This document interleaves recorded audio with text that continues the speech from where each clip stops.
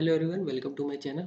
आज हम लोग शुरू करने जा रहे हैं फंक्शन के बारे में। उसके बाद समझेंगे रिटर्न क्या होता है, उसके बाद आर्ग्यूमेंट समझेंगे। तो सारे टॉपिक्स को वन बाय वन समझेंगे। तो स्टार्ट करते हैं। पहले हम लोग समझेंगे फंक्शन डिक्लेरेशन के बारे में, फंक्शन डेफिनेशन के बारे में और फंक्शन कॉलिंग के बारे में। ठीक है। तो पहले सवाल लेते हैं कि फंक्शन होता क्या है। What is function? फंक्शन क्या होता है? फंक्शन ऐसे पीस ऑफ कोड होता है, ऐसा पीस ऑफ कोड है जिसको यूज़ करते हैं हम लोग कोई स्पेसिफिक टास्क करने के लिए। कोई टास्क करने के लिए ये कुछ भी टास्क हो सकता है। मान लेते हैं कि हमें कोई भी टास्क परफॉर्म करना है, जैसे एडिशन करना है, बेसिक बेसिक मैं अभी बता रहा हूँ, सब्ट्रैक्शन करना हो, मल्टीप्लिकेशन करना हो, डिवीजन करना हो। ठीक है, तो इसके लिए हम लोग यूज़ करते हैं।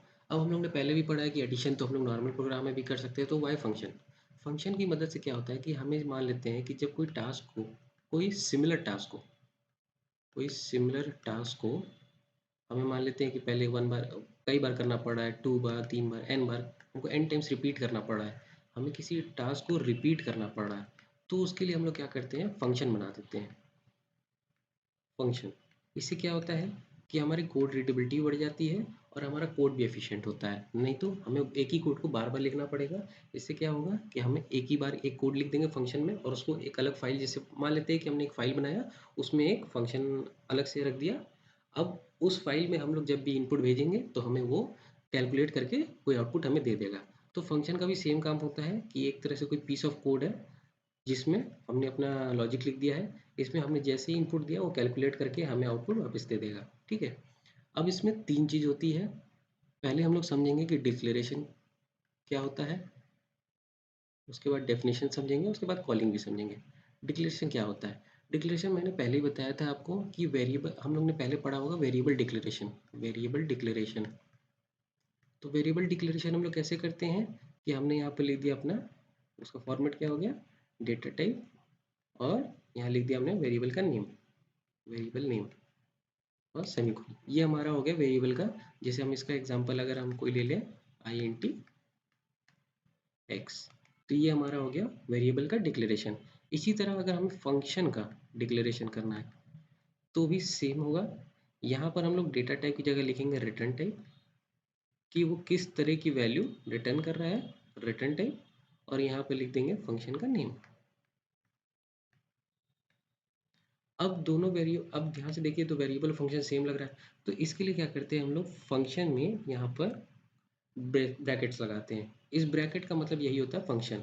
किसी भी लैंग्वेज में आप जाएंगे तो हमेशा अगर आप ऐसा कुछ देख रहे हैं जहाँ पर लिखा है, यहाँ रिटर्न टाइप हो गया, यहाँ कोई फंक्शन का नेम मान लेते हैं कि एडिशन, ऐड ले लेते हैं, और ब्रैकेट लगा, अगर ब्रैकेट लगा है तो इसका मतलब ये है कि ये फंक्शन है। जैसे हम लोग ने, जब हम लोग पहली बार स्टार्ट किए थे, पहला सी कोड लिखे थे, तो उसमें हम लोग ने लिखा था मेन, और मेन के बाद ब्रैकेट्स थे, तो इसका मतलब ये था मेन इज अ फंक्शन। ठीक है। अब इसके बाद समझ लेते हैं कि डेफिनेशन क्या होती है। अब हम लोग ने जब पहली बार कोड लिखा था तो उसमें आप लोगों ने ध्यान दिया होगा, आईएनटी लिखा था, मेन लिखा था, ब्रैकेट हो गया, ब्रैकेट मतलब फंक्शन। ठीक है। और उसके बाद यहाँ कुछ पीस ऑफ कोड लिखा था।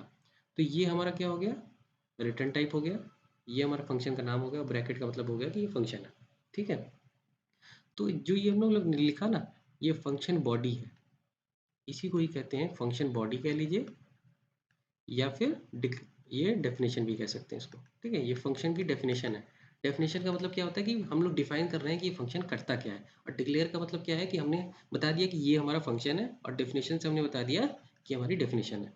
अब इसको हमें, अब एक चीज़ और होती है, function call. Function call, function call का मेन यूज़ क्या होता है? फंक्शन कॉल का मतलब नाम से पता चल रहा है कि हम किसी फंक्शन को जब कॉल करते हैं तो उसको कहते हैं फंक्शन कॉल। जैसे मान लीजिए कि हमने कोई फंक्शन बनाया, नई स्लाइड पे चलते हैं। मान लेते हैं कि हमारा, एक एग्जांपल लेते हैं, आई एन टी मेन, हमने एक कोड लिखा। ठीक है। इसमें हमने ब्रैकेट, अब हमने एक कोई नया फंक्शन बनाया जिसका नाम हमने मान लेते हैं दे दिया एडिशन। इसका काम क्या होगा, ऐड करना। ठीक है।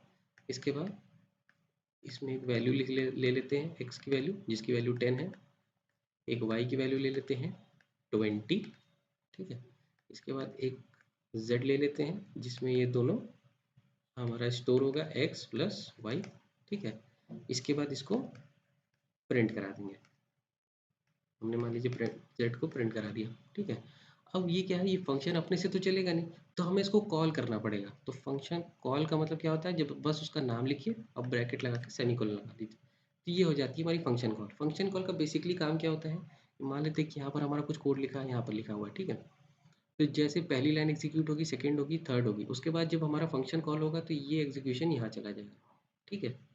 उसके बाद हमारा ये वाली लाइन एग्जीक्यूट होगी, 10 असाइन होगा, 20 असाइन होगा, दोनों की वैल्यू 30 होगी और 30 यहाँ हमारा प्रिंट हो जाएगा। जैसे ही 30 प्रिंट होगा, यहाँ प्रोसेस खत्म होगा, जो हमारा एग्जीक्यूशन गया था वो वापस यहाँ पर आ जाएगा, ठीक है। फंक्शन कॉल का बेसिकली मतलब यही होता है कि जब भी हमें फंक्शन की नीड हो, हम लोग वहाँ पर फंक्शन को कॉल कर लेते हैं। बाकी अदरवाइज अगर हम लोग कॉल नहीं करेंगे तो ये पीस ऑफ कोड ऐसे ही हमारा लिखा रहेगा, ठीक है। अब इसमें हम लोग समझ लेते हैं कि रिटर्न टाइप क्या होता है। अब जैसे मान लेते हैं कि हमने कोई फंक्शन लिखा int add। अब इसका काम मान लेते हैं कि वही सेम है कि एडिशन कर रहा है, ठीक है। int y, y is equal to 20, int z ले लेते हैं, z में हम लोग ने दोनों वैल्यू को ऐड कर लिया। अब हम मान लेते हैं कि हमें यहाँ पर पहले हम लोग क्या करा रहे थे, प्रिंट एफ करा रहे थे, ठीक है, z को। अब हम मान लेते हैं कि हमको प्रिंट नहीं कराना है। अब हमने जहाँ पर कॉल किया था, हम मान लेते हैं कि हमने मेन फंक्शन से कॉल किया था, ठीक है। हम मान लेते हैं कि हमने यहाँ पर इसको कॉल किया था, ऐड को, यहाँ पर, ठीक है। इससे ये हमारा कॉल हुआ था, ये फंक्शन कॉल है और ये, ठीक है। अब हम मान लेते हैं कि हमको प्रिंट नहीं कराना है, हमें जो वैल्यू है वो हमको वापस चाहिए। हम कहते हैं फंक्शन को कि भाई तुम प्रिंट मत करो, वो वैल्यू हमको वापस दे दो, हमको उसको यूज़ करना है, ठीक है। तो हम यहाँ क्या करेंगे, एक नया वेरिएबल ले लेंगे, कोई भी हम लोग वेरिएबल ले सकते हैं, int ले लिए, और उसमें वो अब यहाँ पर हम लोग अब डायरेक्ट तो कैसे रिटर्न करेंगे, कैसे इसको पता चलेगा कि हम लोग वैल्यू को वापस कर रहे हैं, प्रिंट से तो कर नहीं सकते, प्रिंट करेंगे तो कंसोल पे चला जाएगा। तो हम लोग यहाँ पे लिखते हैं रिटर्न, रिटर्न कीवर्ड रिटर्न।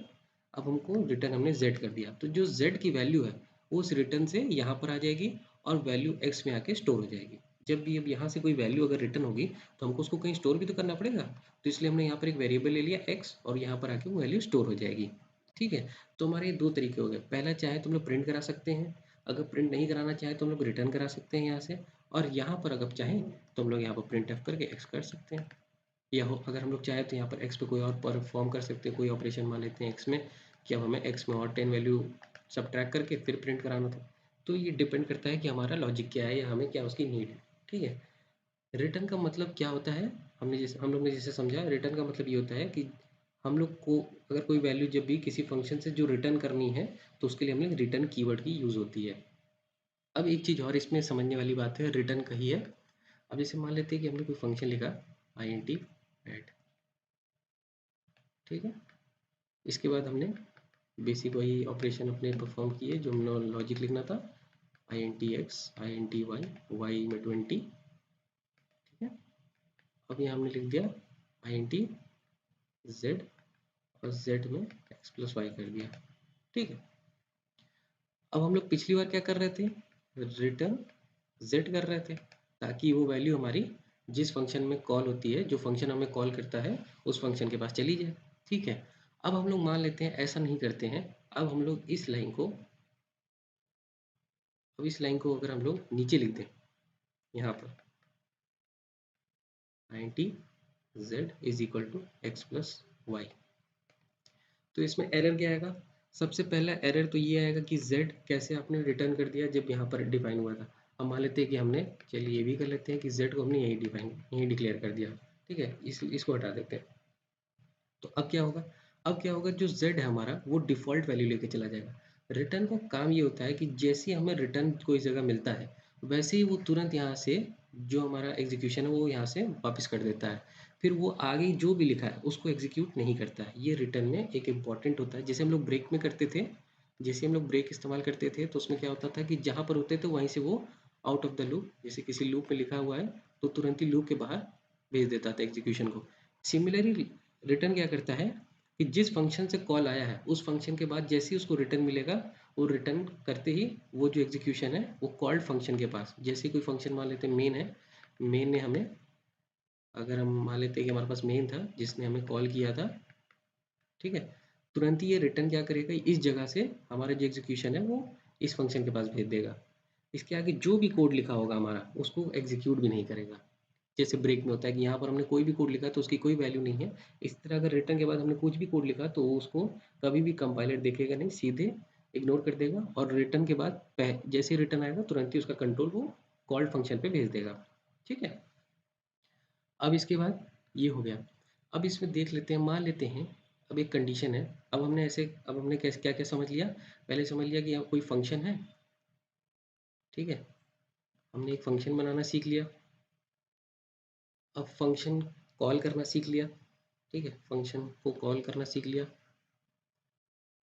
अब मान लेते हैं कि जो हमने फंक्शन कॉल किया, अब जो हमने नया फंक्शन बनाया था ऐड, उससे हमने प्रिंट करना भी सीख लिया कि हमारा हमारा मान लेते हैं कि हमने उससे प्रिंट कर लिया।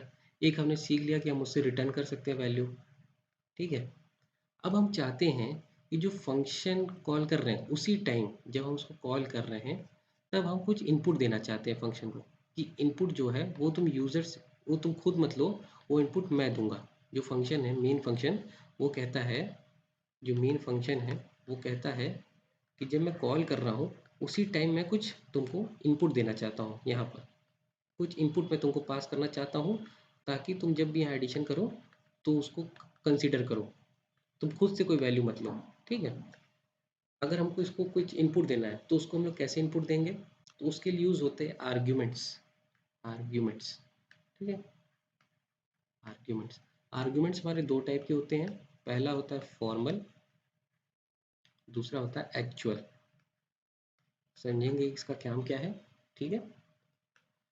हम मान लेते हैं कि हमने कोई फंक्शन ले लिया, हमारा एंटी मेन हमने ले लिया।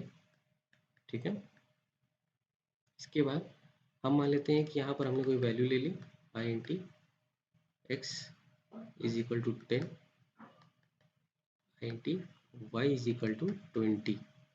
ठीक है। अब इसको ऐसे छोड़ देते हैं और यहाँ एक फंक्शन बना लेते हैं ऐड। ठीक है।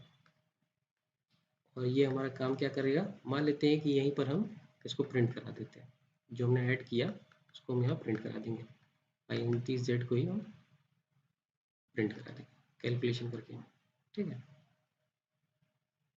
हम इसको यहीं पर प्रिंट करा देंगे। एक बेसिक स्ट्रक्चर ये हो गया कि हम ये कहते हैं कि भाई मेन कहता है कि देखो एडिशन, कि मैं तुमको इनपुट भेजूंगा, तुम उसी डेटा पे परफॉर्म करोगे एडिशन, तुम खुद से इनपुट नहीं लोगे। ठीक है। अब ये जो मैंने दो डेटा ले लिया एक्स और वाई, अब इसको मुझे भेजना है तो हम लोग कॉल कैसे करते हैं, पहले कैसे कॉल करते थे, ऐसे करते थे कि हमने एडिशन लिख दिया और ऐसे ब्रेसेस लगा के सेमीकोलन कर दिया तो ये ऐड कर हो जाता था। लेकिन अगर हमें अब आर्ग्यूमेंट पास करनी है तो हम क्या करेंगे, यहाँ पर अपने आर्ग्यूमेंट्स पास कर देंगे। ठीक है। हम लोग कितने भी आर्ग्यूमेंट्स पास कर सकते हैं, डिपेंड ऑन हमारा लॉजिक क्या है, हम क्या परफॉर्म कराना चाहते हैं। अभी हमको एडिशन कराना है तो एडिशन के लिए हमें दो वैल्यू जरूरत है, इसलिए हमने एक्स और वाई इसको यहाँ से एज ए आर्गुमेंट दे दी कि तुम ये वैल्यू हमने इसको पास कर दी और ये वैल्यू अब इसके पास चली जाएगी। अब इसको वैल्यू अगर रखनी है तो कोई वेरिएबल चाहिए, तो हम लोग यहाँ पर एक्स और वाई ले सकते हैं। अब यहाँ ध्यान दीजिएगा, सबसे इम्पोर्टेंट चीज़ ये है यहाँ पर ध्यान देने वाली, कि जो ये एक्स है और ये जो एक्स है ये दोनों सेम नहीं है। ये जो एक्स है ये मेन का एक्स है। ठीक है। ये मेन फंक्शन का एक्स है और ये जो है ये ऐड फंक्शन का एक्स है। ये दोनों सिमिलर नहीं है। मैं आपको बार बार बता रहा हूँ, ये काफ़ी इंपॉर्टेंट पॉइंट है। इसमें सबसे फंक्शन कभी भी यूज़ करना हो तो ये काफ़ी इंपॉर्टेंट टाइप एक पार्ट है उसका, कि जो मेन का एक्स है और जो एडिशन का एक्स है ये दोनों इक्वल नहीं होता है। ठीक है। ये इसकी बस एक कॉपी है, ये एक कॉपी भेजी है इसने। ठीक है। जब भी हम लोग आर्ग्यूमेंट पास करते हैं तो वो सिर्फ एक कॉपी जाती है, कभी भी वेरिएबल नहीं जाता है। ठीक है। इसका मतलब ये है कि अगर हमने यहाँ पर x कोई लिया है और उसके अंदर 10 है और हमने यहाँ पर y डिफाइन किया था जिसकी वैल्यू मान लेते हैं 20 है, जो यहाँ पर x है ये इसका अपना x है। ठीक है। इसमें जो वैल्यू आएगी x और y आएगी वैल्यू सेम ही, बट जो ये x है और ये x है ये दोनों डिफरेंट है। अगर हम इसमें कोई भी चेंज करते हैं तो वो इसमें रिफ्लेक्ट नहीं करेगा। ठीक है। क्योंकि ये दोनों अलग अलग है, ये इसकी कॉपी है और हम लोग चाहे तो यहाँ पर कोई भी ले सकते हैं, जरूरी नहीं कि एक्स और वाई ले, यहाँ पर हम ए बी भी ले सकते हैं या हम पी क्यू भी ले सकते हैं या कुछ भी हम लोग यूज़ कर सकते हैं। तो ये अपने अपने ऊपर है। ठीक है। हम लोग ये जो x है ये इसके इक्वल नहीं है। अब हमको क्या करना होगा, हमने हमारे पास दोनों जो वैल्यू थी वो आ गई। अब हमें z में दोनों वैल्यू बस ऐड कर देनी है। ठीक है, मैं बार बार आपसे कह रहा हूँ ये चीज़ ध्यान रखिएगा। अगर x, ये जो x है ये ऐड फंक्शन का x है, और ये जो x है ये मेन फंक्शन का, ये दोनों इक्वल नहीं है। अगर हम लोग यहाँ पर ऐसे लिख देते हैं x प्लस 20, ठीक है, तो यहाँ पर जो हो जाएगा 30 हो जाएगा, लेकिन यहाँ पर 30 नहीं होगा। ये मत कंफ्यूज करिएगा कि ये भी x है तो इसको हम लोग 30 कर देंगे, यहाँ पर ये 10 ही रहेगा। ठीक है, तो ये एक इम्पॉर्टेंट चीज़ है। अब इसमें समझेंगे, हम लोग आर्ग्यूमेंट्स पढ़ रहे थे, तो ये जो हमने पास किया, जो हमने कॉलिंग के टाइम उसको पास किया वो था एक्चुअल आर्ग्यूमेंट। ठीक है, और जो हम लोग ने पहले से यहाँ लिख दिया था वेरिएबल का नाम, इसको हम लोग कहते हैं फॉर्मल आर्ग्यूमेंट्स। ठीक है, ये हमारा हो गया एक्चुअल, ये हो गया हमारा फॉर्मल। अब इसको एक बार कोड करके भी अच्छे से देख लेते हैं और समझ लेते हैं। हैश इंक्लूड stdio.h int, पहले हम लोग नॉर्मल फंक्शन लिखेंगे। जैसे पहले हम लोग यहाँ पर मान लेते हैं कि वो बना लेते हैं ऐड फंक्शन हमारा। इसके बाद यहाँ पर हम लोग कोई वैल्यू ले लेते हैं, x equal to 10, int y is equal to 20 कोई वैल्यू ले लेते हैं। फिर z कोई ले लेते हैं जिसमें हम लोग दोनों को ऐड कर रहे हैं। उसके बाद हम लोग यहाँ पर इसको प्रिंट करा देते हैं, %d, ये हो जाएगा हमारा ब्रैकेट इसमें, और उसके बाद यहाँ पर z। ठीक है, अब हमारा यहाँ पर ये हो जाएगा हमारा ये, और यहाँ पर हम अब फंक्शन को कॉल करते हैं। ठीक है, अभी हम कोई आर्गुमेंट नहीं दे रहे हैं, अभी हम लोग नॉर्मल सा प्रोग्राम लिख रहे हैं जिसमें कोई आर्गुमेंट नहीं है, कुछ नहीं है। अब हमें इसे वर्क करना चाहिए। अब देखिएगा इसमें एक एरर आ रहा है, add was not declared in this scope. इसका मतलब ये है कि जब कंपाइलर ऐड को कॉल कर रहा था तो उसको ऐड फंक्शन मिल नहीं रहा था। आप कहेंगे कि भाई ऐड तो पहले से लिखा हुआ है, क्यों नहीं मिल रहा है? इसलिए इसको नहीं मिल रहा है क्योंकि जो ऐड है ये इस फंक्शन के पहले नहीं लिखा है। अब इसको सॉल्व करने के दो तरीके हैं। मेथड वन में ये है कि या तो मैं इस ऐड फंक्शन को उठाऊं और मेन के पहले लिख दूं, तब ये प्रोग्राम हमारा 100% चलेगा। देखिए 30 हमारा आ रहा है, 10 प्लस 20 30। ठीक है, सेकंड मेथड क्या है? सेकंड मेथड ये है कि जैसे हमारा प्रोग्राम था वैसे ही मैं छोड़ देता हूँ, और यहाँ पर मैं एक फंक्शन डिक्लेरेशन कर देता हूँ कि int ऐड करके एक फंक्शन है प्रोग्राम में। ये मेरा डिक्लेरेशन हो गया, फंक्शन डिक्लेरेशन। अब ये प्रोग्राम चल गया। ठीक है, तो इसको सॉल्व करने के दो मेथड थे। अब हम लोगों ने सेकंड क्या सीखा था? Return type. अब मान लेते हैं कि हमने ये वैल्यू को प्रिंट नहीं करानी है, मैं कहता हूँ कि भाई इसको रिटर्न करा दो। तो हमने क्या कराया कि भाई z को रिटर्न कर लो। ठीक है, अब z हमारा अगर वहाँ से रिटर्न हो रहा है तो हमें यहाँ पर कोई वेरिएबल में स्टोर भी करना होगा, तो हमने यहाँ पर इसको एक a में स्टोर कर लिया। अब सेम यहाँ पर इसको हम लोग फिर से प्रिंट कर देंगे a। तो यहाँ पर हमारा 30 प्रिंट हो जाएगा। इसमें कुछ नहीं हो रहा है, सिंपली यहाँ पर 20 और 10 ऐड हो रहा है, और हम लोग यहाँ पर z की मदद से यहाँ पर रिटर्न कर दे रहे हैं। और वो वैल्यू जैसे ही यहाँ पर आई, यहाँ पर z की वैल्यू 30 आई तो 30 यहाँ पर असाइन हो गई और 30 यहाँ से हमने प्रिंट कर ली। अब इसके बाद मैंने बताया था, इसके बाद अगर मैं कुछ भी लिखूंगा, मान लेता हूँ कि मैं यहाँ प्रिंटफ लिखता हूँ आई एम आफ्टर रिटर्न। ठीक है, और यहाँ पर मैं एक स्टेटमेंट लिख देता हूँ printf I am before return, ताकि हमें पता चल पाए कि हम लोग का जो रिटर्न था वो कहाँ से एग्जीक्यूट हो रहा है, उसका फ्लो क्या है। इसके लिए हम लोग ये इसको चेक कर लेते हैं। तो अब देखिए जैसे क्या आ रहा है, आई एम बिफोर रिटर्न, और उसके बाद उसने 30 रिटर्न कर दिया। इसका मतलब ये हुआ कि ये लाइन एग्जीक्यूट हुई, ये हुई, और जैसे रिटर्न हुआ ये वैल्यू यहाँ चली गई वापस यहाँ पर। जबकि मैंने बताया था रिटर्न से क्या होता है कि वो वैल्यू वहाँ पर वापस चले, वो जो एग्जीक्यूशन है यहाँ से वो रिटर्न हो जाएगा। उसके बाद जो भी स्टेटमेंट होगा वो उसको रीड नहीं करेगा। इसलिए इस लाइन को हम लिखें या ना लिखें इसकी कोई वैल्यू नहीं है। ठीक है, अब इसमें हम लोग आर्ग्यूमेंट वाला भी देख लेते हैं। मान लेते हैं कि हमें आर्ग्यूमेंट पास करनी है, तो मैं कहता हूँ कि मैंने यहीं पर कोई int x दे दिया। इसको यहाँ से उठा लेते हैं। मैं कहता हूँ कि मुझे इनपुट यहीं से देना है। तो मैंने क्या किया, यहाँ से x, y ब्रैकेट में x, y इसको दे दिया, ठीक है। अब ये ऐड फंक्शन क्या करेगा, एक्स कॉमा वाई लेके जाएगा और यहाँ पर मुझे यहाँ देना पड़ेगा कि ये कोई वेरिएबल ले लो जिसमें ये वैल्यू स्टोर हो पाए। तो मैं यहाँ कुछ भी दे सकता हूँ, पी क्यू भी दे सकता हूँ, एक्स वाई कुछ भी दे सकता हूँ, और जैसे आएगा यहाँ स्टोर करेगा। इस लाइन को कमेंट आउट कर देते हैं और ये जैसे ही रिटर्न करेगा ये वापस प्रिंट हो जाना चाहिए। अब इसमें देखिएगा कि एरर आ रहा है, too many argument to find in the INT. हमने क्या किया, डिक्लेयर नहीं किया है, तो हमें यहाँ पर डिक्लेयर करना पड़ेगा अपने मेन फंक्शन। हमने जब डिक्लेयर किया कि भाई हमने दो वैल्यू हम लोग एज ए आर्गुमेंट ले रहे हैं जिसका टाइप क्या है, इंटीजर। अब ये प्रोग्राम हमारा चल जाएगा और 30 हमारा प्रिंट हो जाएगा। तो इसका फ्लो आप देख सकते हैं, पहले यहाँ पर आया, ऐड फंक्शन आया, ऐड फंक्शन से यहाँ गए, ठीक है। ऐड फंक्शन के बाद हम लोग यहाँ गए, यहाँ से रिटर्न हुआ वैल्यू और वापस यहाँ पर आके प्रिंट हो गया। अब मैंने कहा था कि ये दोनों अलग अलग होता है, तो उसको चेक करने के लिए अगर यहाँ पर हम लोग ए और बी ले लें तो भी ये काम करेगा। हमें यहाँ पर चेंज करना होगा वेरिएबल, क्योंकि हम लोग ने जब वहाँ चेंज किया तो यहाँ पर भी चेंज होगा, ठीक है। तो ये हमारा फ्लो हो गया, इस यही होता है हमारा फंक्शन। ये एक हो गया हमारा फंक्शन, ये हमारी होगी फंक्शन डेफिनेशन, ये हमारा हो गया ये हमारा हो गया फंक्शन डिक्लेरेशन, ठीक है। ये पूरा पैरा हो गया हमारा फंक्शन डेफिनेशन, ठीक है। और ये हमारा हो गया